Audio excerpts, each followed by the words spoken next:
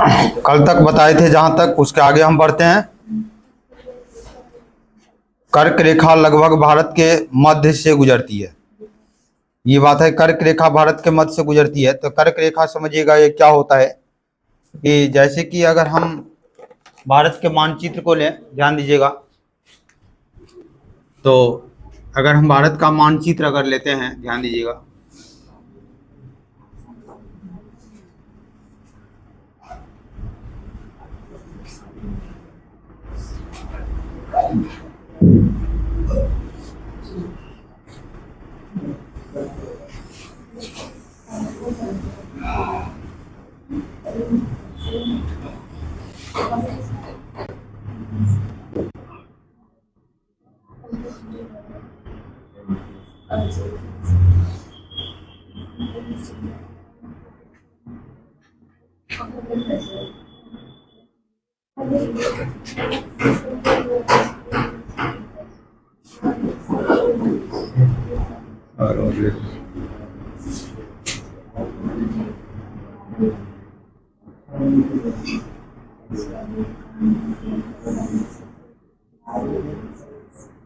तो बराबर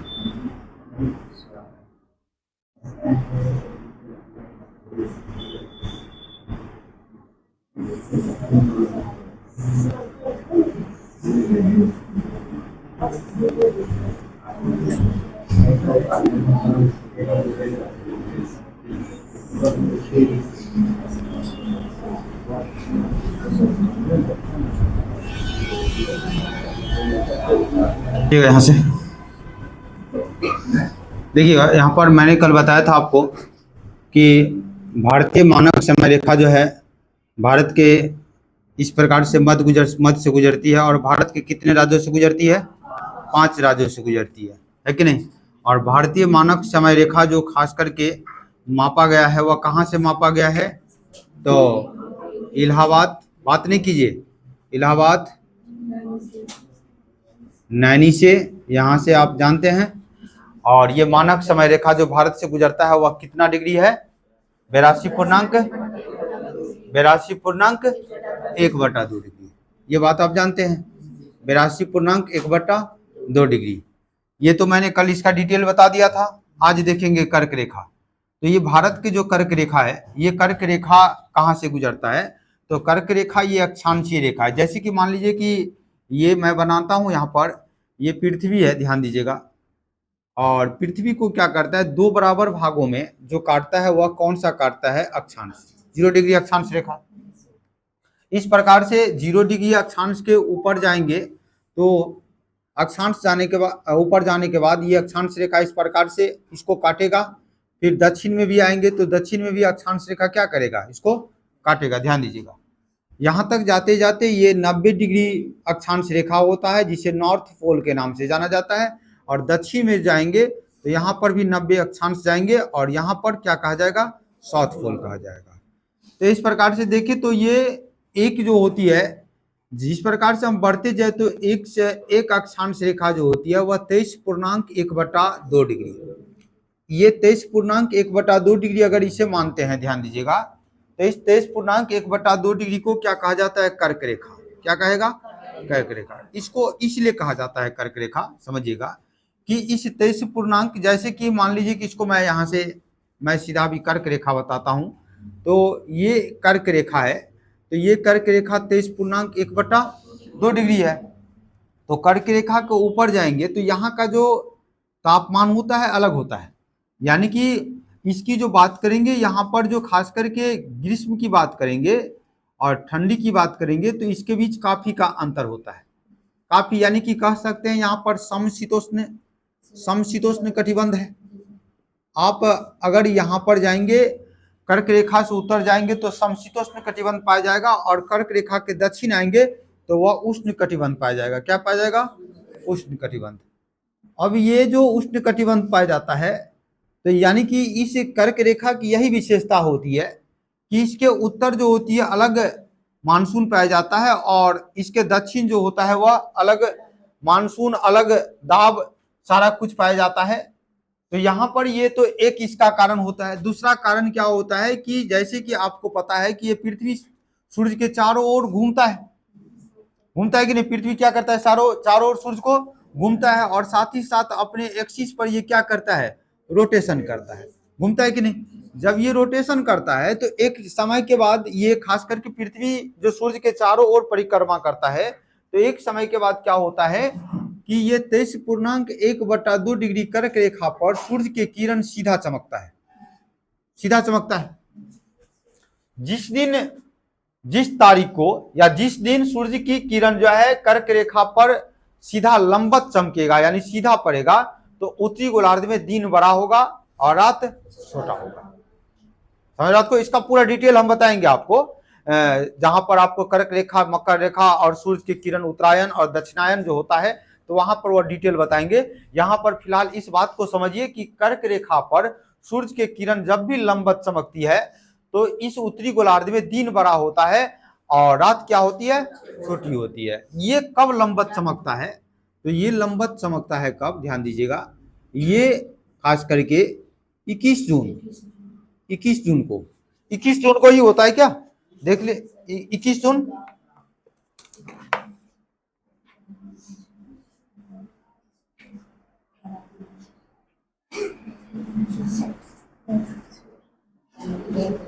होगा।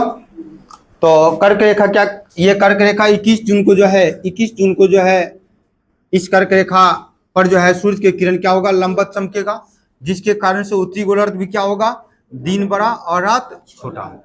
और ये उत्तरी गोलार्ध, ये कर्क रेखा जो है, ये भारत, यहाँ पर भारत पड़ता है। कहाँ पे पड़ेगा भारत, आपको पता है कि भारत कहाँ पे, यहाँ पे।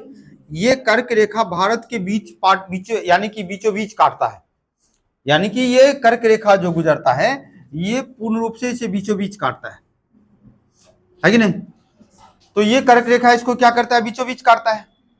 कर्क रेखा के बीचों बीच काटने का कारण ये अगर पता चल गया कि इसके जो इधर आप देखेंगे तो इसका टेम्परेचर, यहाँ पर जो तापमान, यहाँ पर जो जलवायु होगा वो अलग होगा और यहाँ पर अलग होगा, क्योंकि कर्क रेखा के उत्तर जो जाएंगे, यहाँ पर जो खास करके तापमान जो होती है वह गर्मी और ठंडी का, उसमें ज्यादा अंतर होता है, होगा कि नहीं। अपने लोग कहाँ पे रहते हैं, जैसे कि यहाँ पर रहते हैं, तो उत्तर यानी कि कर्क रेखा के उत्तर तो गर्मी में काफी गर्मी हो जाता है और ठंडी में काफी ठंडी हो जाता है। वही आप दक्षिण भारत में जाएंगे तो वहां पर ज्यादा आपको न गर्मी लगेगा न ज्यादा आपको ठंडी लगेगा, यानी कि वहां का तापमान स्थिर बना रहता है कि नहीं।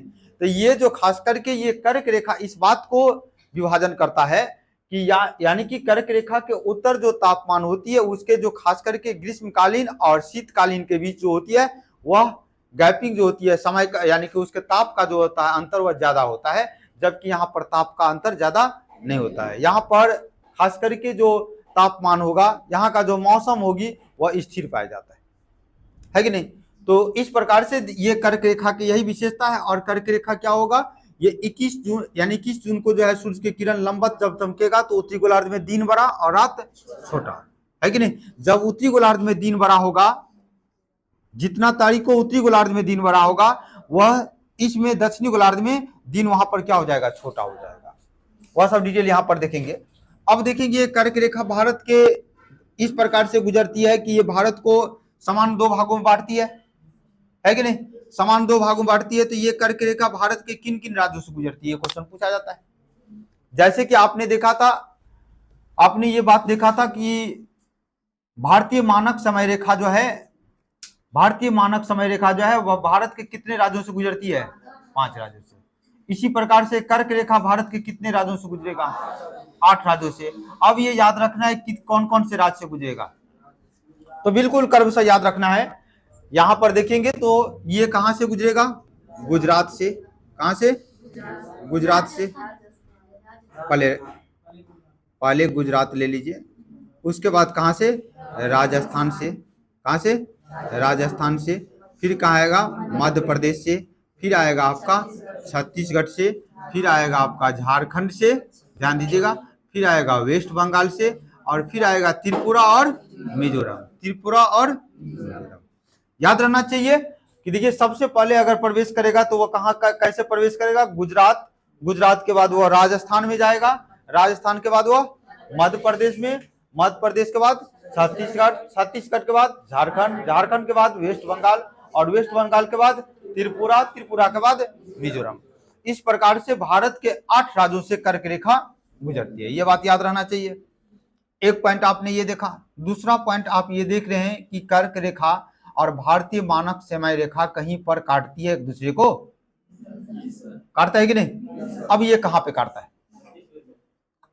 इस बिंदु, ये बिंदु कहां पे है, किस राज्य में है कहां पे है? ये मध्य प्रदेश के बघेलखंड, मध्य प्रदेश के बघेलखंड, यानी कि ये मध्य प्रदेश के एक शहडोल जिला है। ये ध्यान दीजिएगा, ये मध्य प्रदेश के शहडोल जिला है, शहडोल जिला है, और इस शहडोल जिला से गुजरती है। तो कई बार एग्जाम में ये पूछता है कि ये जो कर्क रेखा है और भारतीय मानक समय रेखा है, वह किस पठार पर जो है ये एक दूसरे को काटता है। तो बघेलखंड जो पठारी होती है वह मध्य प्रदेश और उत्तर प्रदेश तक इसका विस्तार है। बघेलखंड पठार का विस्तार मध्य प्रदेश और उत्तर प्रदेश तक विस्तार है, लेकिन ये जो काटता है ये मध्य प्रदेश के शहडोल जिला में बघेलखंड पठारी पर जो है ये एक दूसरे को काटता है कि नहीं? तो ये पॉइंट याद रखना है, इसको चिन्ह लगाइए। कर्क रेखा लगभग भारत के मध्य से गुजरती है, मध्य से गुजरती है कि नहीं? जो भी लुसेंट में आपका दिया गया है वह सारे चीज तो समझाया ही जाएगा, और उसके अलावा जो चीज नहीं है वो अभी आपको बताया जाएगा डिटेल से। कर्क रेखा लगभग भारत के मध्य से गुजरती है। यह 8 राज्यों से होकर गुजरती है, राजस्थान, गुजरात, मध्य प्रदेश, छत्तीसगढ़, झारखंड, पश्चिम बंगाल, त्रिपुरा और मिजोरम। क्लियर? याद रहेगा कि नहीं याद रहेगा? कर्क रेखा के बारे में आप नोट करके आप लिख सकते हैं कहीं पर कि कर्क रेखा कितना होता है, 23.1/2 डिग्री। कर्क रेखा कितना होगा? 23.1/2 डिग्री। और नीचे में कहीं पर नोट कीजिए या किताब पर ही कहीं पर में लिख लीजिए, कर्क रेखा पर सूर्य की किरणें 21 जून को लंबवत चमकती है। कर्क रेखा पर सूर्य के किरण 21 जून को लंबवत चमकती है,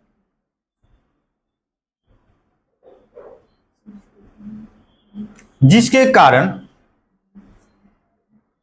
उत्तरी गोलार्ध में दिन बड़ी और रात छोटी होती है।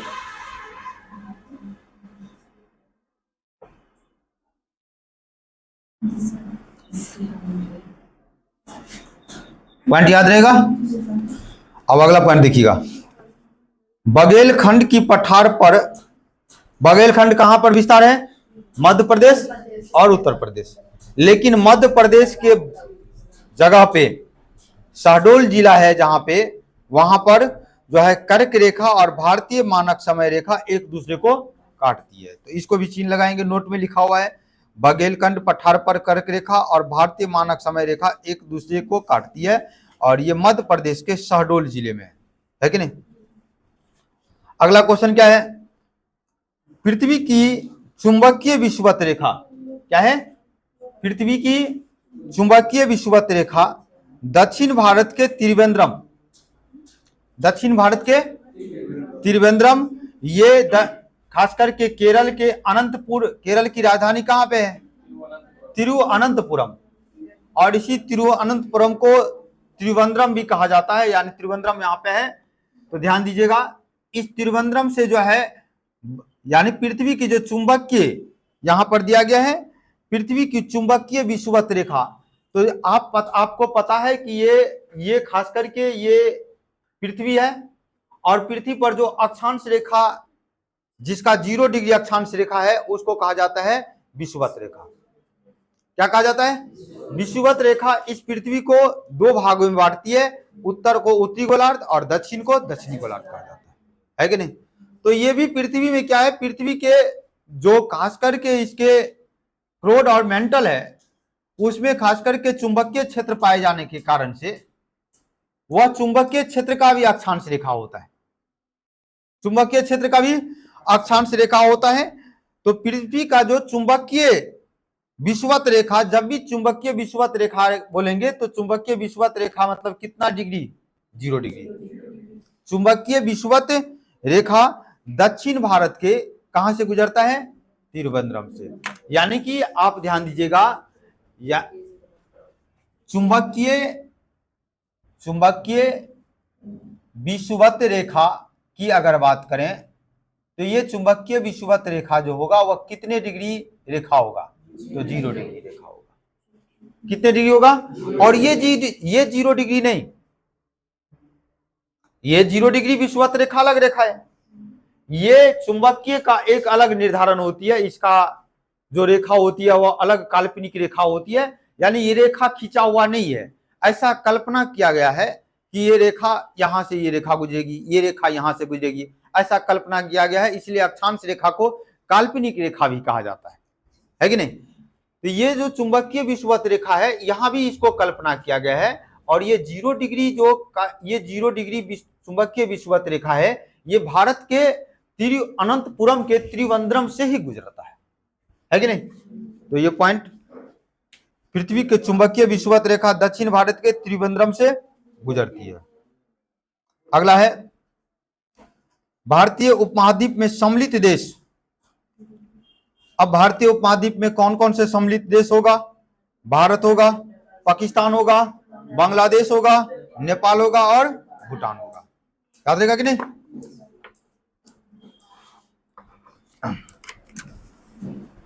अगला पॉइंट है सर्वाधिक राज्यों की सीमाओं से लगा राज्य। सर्वाधिक राज्यों की सीमा से भारत की जितनी भी राज्य है उस राज्य का किसी न किसी राज्य के साथ अपना सीमा रेखा बनाता है। जो भी राज्य आप देखेंगे तो कोई भी राज्य जो है अपना सीमा रेखा बनाता है।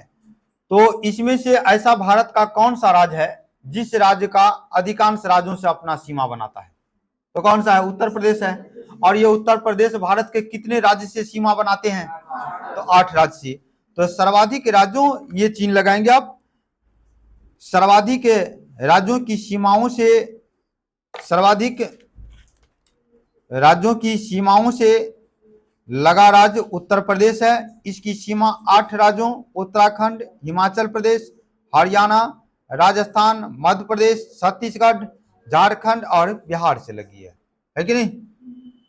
तो इस प्रकार से आप देखें यहाँ पर कि उत्तर प्रदेश जो है वह कितने राज्यों से सीमा बन लगाता है? तो 8 राज्यों से। तो आप बताएंगे कि बिहार कितने राज्यों से सीमा बनाता है? आप ही लोग बताएंगे कौन कौन सा? हाँ, क्वेश्चन आपका एग्जाम में आ सकता है कि आप बिहार के हैं और बहुत सारे एग्जाम आप बिहार के देते हैं। तो आप बताएंगे कि बिहार कितने राज्यों से सीमा बनाते हैं? तो कितने राज्य से बनाएगा? 3 राज्य या 4 राज्य या 5 राज्य? 3 राज्य। उत्तर में यानी आप देखेंगे तो ये जो बनाता है, यह पश्चिम में जो बनाता है वह उत्तर प्रदेश। जैसे ये आप बिहार की नक्शा देख रहे हैं, ये बिहार की नक्शा है और ये बिहार की नक्शा में जो देखेंगे तो इधर ये पूरब हो जाएगा दाएं साइड, और ये क्या हो जाएगा? पश्चिम, और ये क्या हो जाएगा? उत्तर, और ये होगा दक्षिण। तो आप इधर पश्चिम आएंगे तो क्या है? उत्तर प्रदेश। पश्चिम में क्या है? उत्तर प्रदेश। और इसके बाद आप दक्षिण में आएंगे तो क्या है? झारखंड। और पूरब में आएंगे तो यहाँ पर क्या है? ये पश्चिम बंगाल है कि नहीं? उत्तर प्रदेश, झारखंड और पश्चिम बंगाल। अब बाकी जो उत्तर में जाएंगे तो ये राज्य नहीं है, ये एक देश है। तो ये कौन सी देश है? नेपाल। तो इस प्रकार से नक्शा को आपने देखा तो बिहार जो है हमारे वह 3 राज्यों से सीमा बनाते हैं और उसके अलावा एक देश से सीमा बनाता है। वह कौन सी देश है? नेपाल। तो ये भी याद रखना है कि किस किस दिशा में, उत्तर में नेपाल देश से सीमा बनाते हैं, वही पश्चिम में उत्तर प्रदेश से, पूर्व में पश्चिम बंगाल से और दक्षिण में झारखंड से। ये याद रहना चाहिए, है कि नहीं? तो नोट करके लिख लीजिए ऊपर में कहीं पर पॉइंट। बिहार भारत का एक बिहार भारत का एक लैंड लॉक्ड मतलब ऐसा राज्य है जो चारों तरफ से सीमा से घिरा हुआ है, समुद्र नहीं है इसके साथ कहीं साइड में, तो ये लैंड लॉक्ड स्टेट हो गया, हुआ कि नहीं। बिहार भारत का लैंड लॉक स्टेट है। यह तीन राज्यों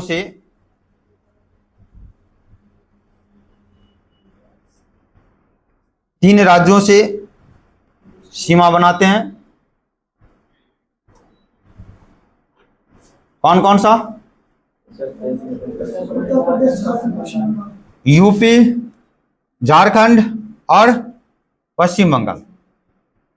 यूपी, झारखंड और पश्चिम बंगाल। और एक देश उत्तर में नेपाल से सीमा बनाता है, याद रहेगा। जब भी आप कोई भी बुक पढ़ते हैं तो आप बिहार के स्टूडेंट है तो आप वहां पर खुद से अगर बुक में नहीं है तो बिहार के संदर्भ में आप नेट का सहारा लेकर आप अपना आंसर खोज लीजिएगा, ठीक है, इससे अच्छा हेल्प मिलेगा।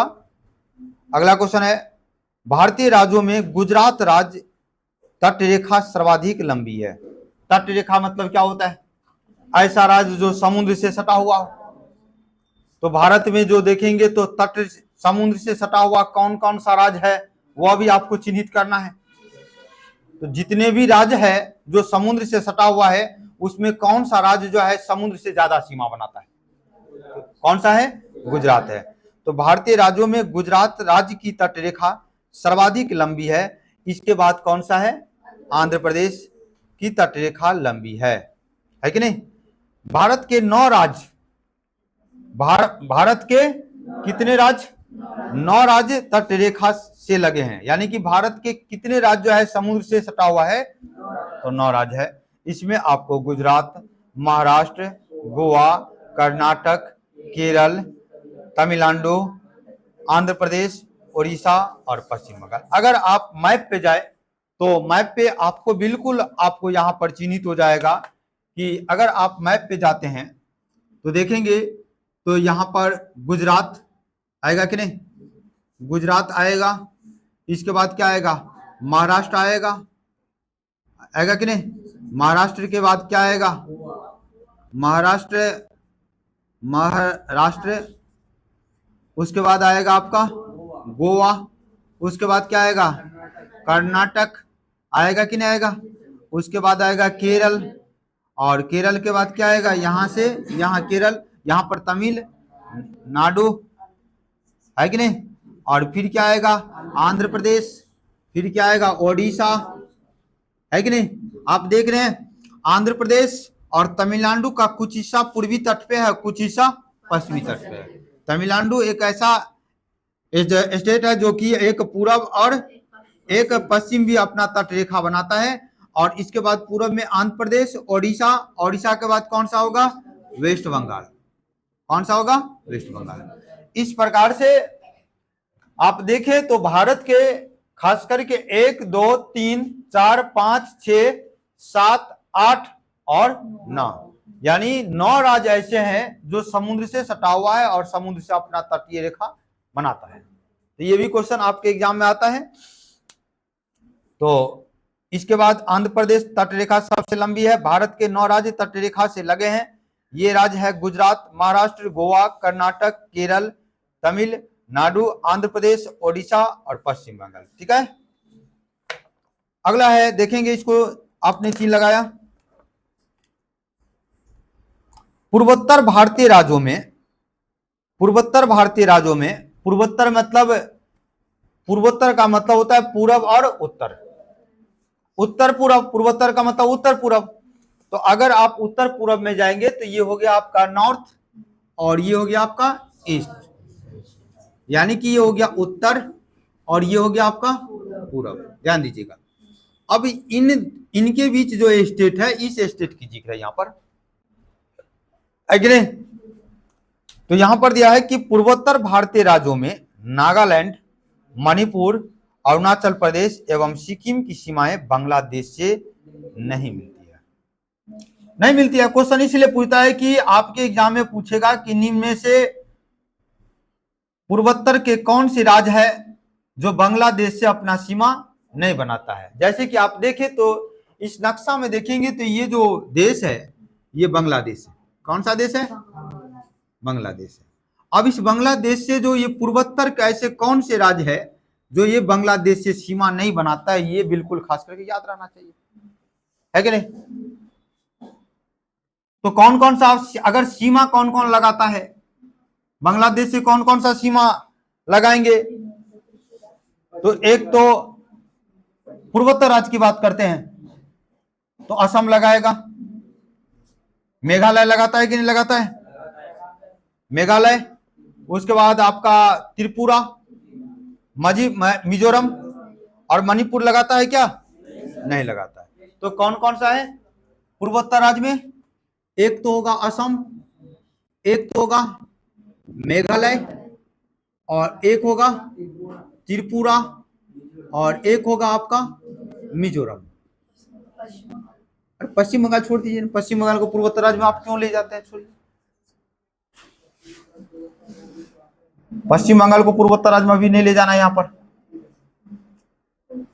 तो ध्यान दीजिएगा, असम, मेघालय, त्रिपुरा और मिजोरम, खास करके यहीं से क्वेश्चन ज्यादा आता है। बाकी कौन नहीं इससे टच करता है? तो कौन कौन नहीं टच करेगा? नागालैंड, मणिपुर, कौन सा, अरुणाचल प्रदेश और सिक्किम। तो इस प्रकार से देखें तो मणिपुर, अरुणाचल प्रदेश एवं सिक्किम की सीमाएं बांग्लादेश से नहीं लगेगा। सिक्किम से कैसे लगेगा? ये तो सिक्किम है, ये ना सिक्किम है, ये जो देख रहे उठा हुआ ये सिक्किम है। सिक्किम इससे क्यों लगाएगा?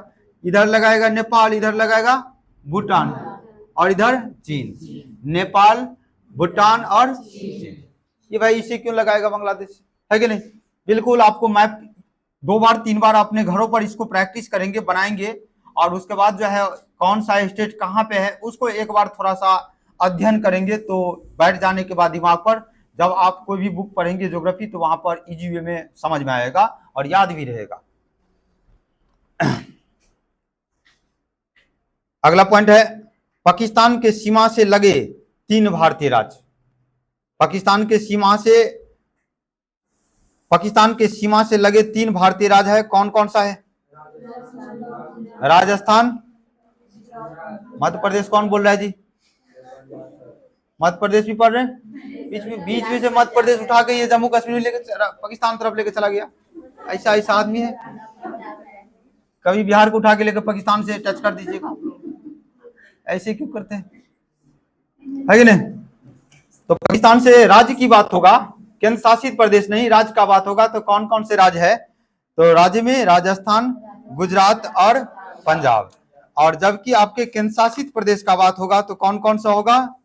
लद्दाख होगा और जम्मू कश्मीर होगा कि नहीं पाकिस्तान के साथ? तो राजस्थान, गुजरात और एवं पंजाब।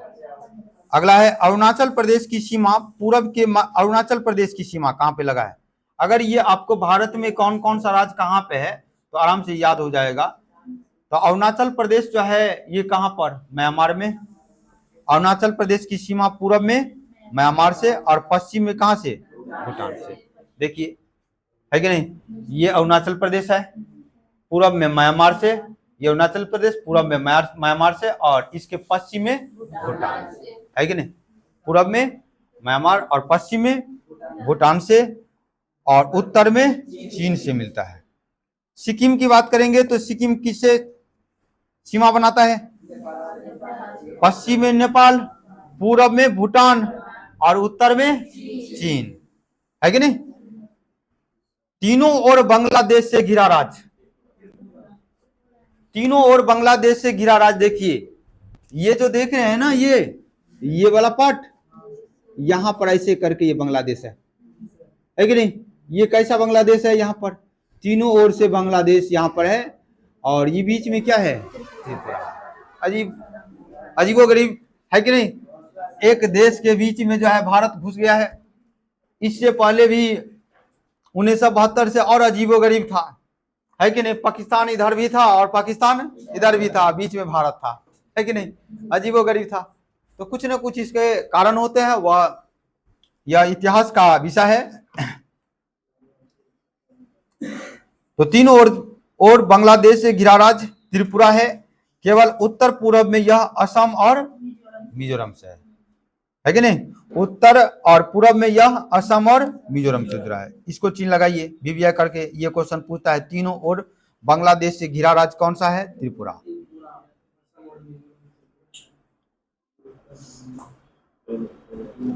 अगला है यांग्याप दर्रे के पास ब्रह्मपुत्र नदी भारत में प्रवेश करती है। यानी कि ब्रह्मपुत्र नदी की बात करेंगे तो ये ब्रह्मपुत्र नदी यहां से निकलता है, खास करके ये मानसरोवर झील है, और इस मानसरोवर झील से ऐसे करके निकलते हैं और अरुणाचल प्रदेश के पास जो है ये खास करके ऐसे प्रवेश करता है। तो दर्रा का मतलब क्या होता है, दर्रा जानते हैं आप लोग, दर्रा का मतलब क्या होता है, मतलब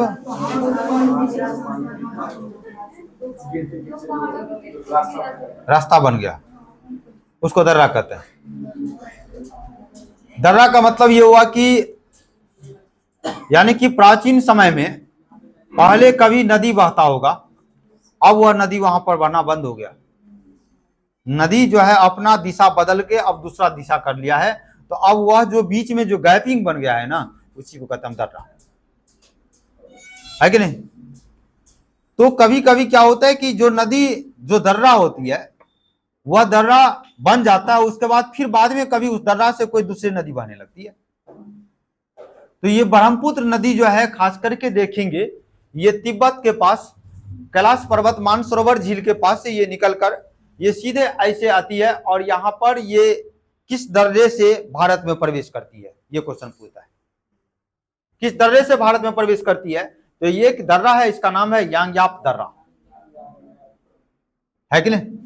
बिल्कुल आप ऐसे याद रखेंगे, उसके बाद याद रहेगा, नहीं तो आप किताब उलट के आप सीधा रटने का स्टार्ट करेंगे तो आपको ये लूसेंट जो है, मुझे लगता है कि सिर्फ किताब लेकर रटने से बार बार आप 10 बार 20 बार 25 बार 50 बार भी पढ़ेंगे तो वह दिमाग में नहीं रहेगा। उसको सही से अच्छे ढंग से अगर उसे स्मार्ट अप्रोच से पढ़ेंगे, एक सही मैप के साथ अगर इस ज्योग्राफी को पढ़ेंगे तो ही आपको याद रहेगा। तो यांग्याप